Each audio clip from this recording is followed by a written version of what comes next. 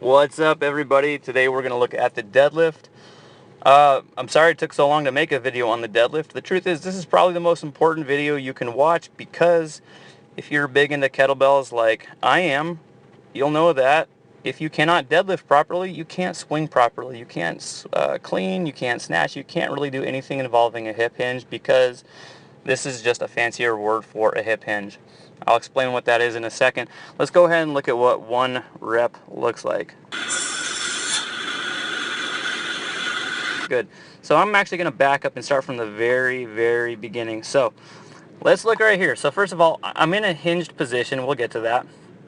I'm going to grab onto the bell. So what I want you to imagine is if you are a water skier, and if you've ever water skied, you've probably had this happen. You would not want to start the boat with any slack in the rope. The boat's going to take off, and all of a sudden the rope gets yanked tight, and usually what happens is you let go of the handle. Well, in this case, what will happen is if your arms or just any part of your body is not tense, perfectly tensed, what's going to happen is your legs, because they're super strong, are going to push down, and then the rest of your body is going to break because it wasn't properly set. So my favorite analogy for this is we're going to load up, we're taking all the slack out of the rope. So you watch what I do. I'm going to grab on, and all of a sudden you can see that I'm just squeezing. So I haven't even begun the lift yet, but I just took all the slack out. I'm actually pushing down. I'm squeezing tight. So think of the space shuttle launching. I got to work with Brett Jones earlier in the week. Amazing guy. If you ever have a chance to review his stuff, do it. But he uses a great analogy, the space shuttle. When the space shuttle launches, what happens? Nothing. It sits there for a few seconds, and then finally thrust overcomes mass and it lifts off. So I'm pressing down, and I'm not going to jump up with it. I'm going to slowly ascend, and you can see that when I move, my butt's not shooting up. I'm standing up as one unit. I lock out at the top. So if my arms were, let's say, right here, I'm in a plank, right? My body is in a rigid plank position. My shoulder blades are packed.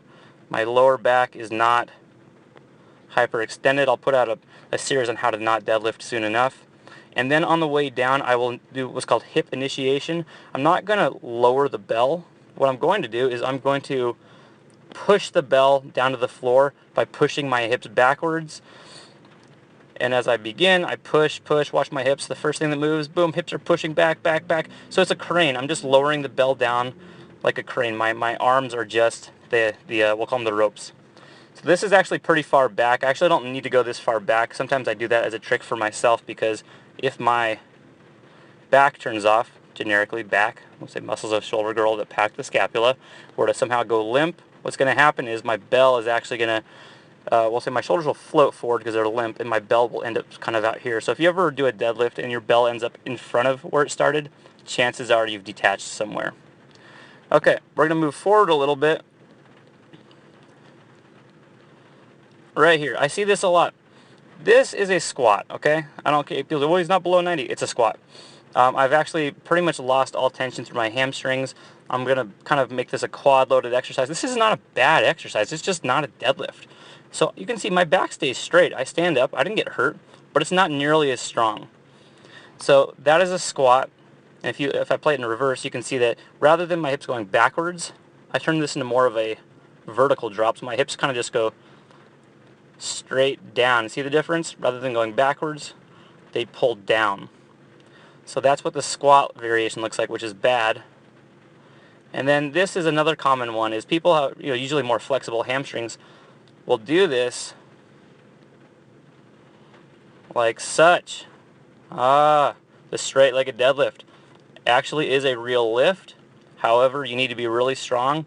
And let me just put it this way. It is not a deadlift. It's not nearly as strong. You have to be fairly flexible to do it. And not a lot of glute here. A ton of hamstring. A ton of hamstring. So as I stand up, once again, my back is actually staying nice and flat. But it's not a deadlift, okay? So just a quick review. Let's watch what one more looks like.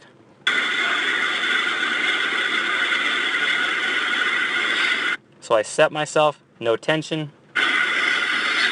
And all I do is simply push down while my body from here to here is locked in place. Okay, one last thing to point out is I actively try to pull against myself because my butt squeezes, my hips push forward, right? So my body is locked and cinched in place. Okay, This is a quick overview, well, quick 5-minute overview of the deadlift. Hope it helps out.